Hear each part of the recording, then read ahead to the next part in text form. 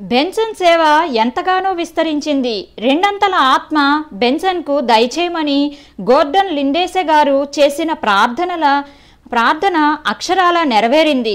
Margaret ఒక తల్లిగా, pastor గారి భార్యగా తన బాధ్యతలను ఎంతో సమర్థవంతంగా నిర్వహించేది. ఆమె ఇంకా పాఠశాల ఉపాధ్యాయురాలిగా పనిచేస్తున్న భర్తకు చేదోడుగా నిలిచి సరియైన సహకారం అందించేది. ఒక సంఘనాయకుని భార్యగా తనదంటూ ఒక విశిష్టమైన స్థానం సంపాదించుకుంది. మార్గరెట్ తల్లి ఇంకా విగ్రహారాధనలో ఉంటే తల్లి కోసం ఎంతగానో ప్రార్థించింది. అయితే మార్గరెట్కి కుమారుడు కలిగాక ఆమెకు యేసు ప్రభువు మీద కొంత నమ్మకం కలిగింది. అదీకాక తన అల్లుడు చేస్తున్న సేవలో జరుగుతున్న స్వస్థతలు, అద్భుతాలు చూసినప్పుడు యేసుక్రీస్తులో గొప్ప శక్తి ఉన్నదని ఒప్పుకున్నది. మార్గరెట్ నెమ్మదిగా తల్లికి నచ్చచెప్పి ఆమెలో ఉన్న భయాన్ని, సందేహాలను పోగొట్టేసరికి మార్గరెట్ తల్లి కూడా చివరకు క్రీస్తును అంగీకరించింది. ఆ రోజు ఆ ఇంట్లో పండగ జరిగిందనే చెప్పాలి. ఇంట్లోని విగ్రహాలను, వాటి పూజ కొరకు ఉపయోగించే వస్తు సామాగ్రిని బయటకు తెచ్చి బహిరంగంగా పెద్ద మంట వేసి కాల్చివేశారు. మార్గరెట్కు ఇంగ్లాండ్ వెళ్ళి పాలిటెక్నిక్ కళాశాలలో విద్యను అభ్యసించే అవకాశం వచ్చింది. ఆమె ఇంగ్లాండ్ వెళ్ళి విద్యను అభ్యసించడమే కాకుండా అనేక సంఘాలను దర్శించి వారి పరిచర్య విధానాలను తెలుసుకుంది. సాంఘిక సేవలో స్త్రీలకు ఉపయోగపడే విధానాలు కూడా నేర్చుకుంది.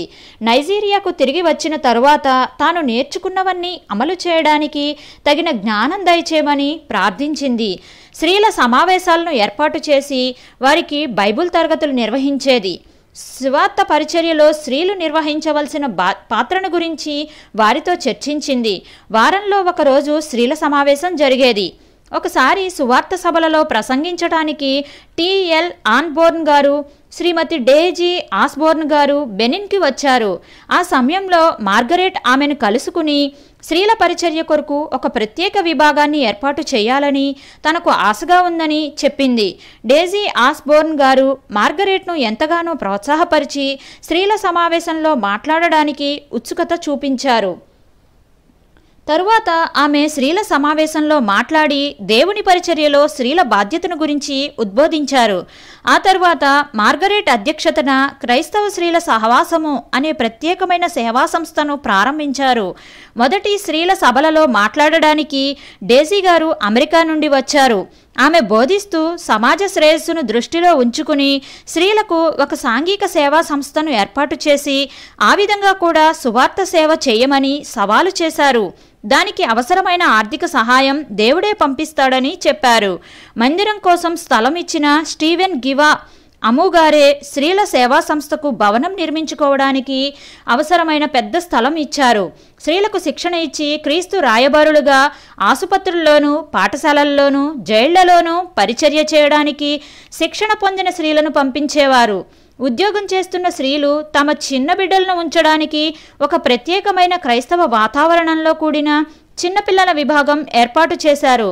ఇంతేకాకుండా ఒక క్రైస్తవ పాఠశాలను, ఒక అనాథాశ్రయాన్ని కూడా స్థాపించారు. ఎన్నో బాధ్యతలతో నిండిపోయి మార్గరెట్ చివరకు తన ఉద్యోగానికి రాజీనామా చేయక తప్పలేదు. గుణవతి అయిన భార్య దొరుకుట అరుదు, అట్టిది ముత్యముల కంటే కోరదగినది. సామెతలు 31:10 వ్రాయబడిన మాటలు మార్గరెట్ విషయంలో నిజమని ఖచ్చితంగా చెప్పవచ్చు.